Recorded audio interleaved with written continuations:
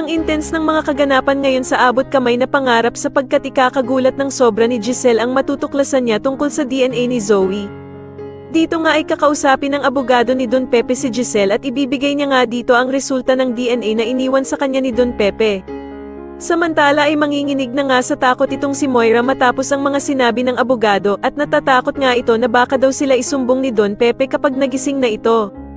Kaya naman ay agad niyang sasabihan ng anak niyang si Zoe na mag-impake ng mga gamit nito para magbakasyon sila dahil sa kailangan daw muna nilang magtago.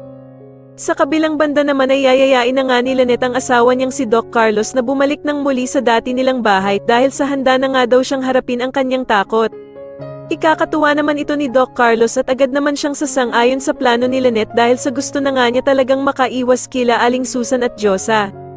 Samantala ay makikita na naman ni Giselle ang dati niyang asawa na si Eric, kaya naman ay pakikiusapan niya ito na sana nga daw ay makasama niya ang anak niyang si Justin kahit isang araw lang.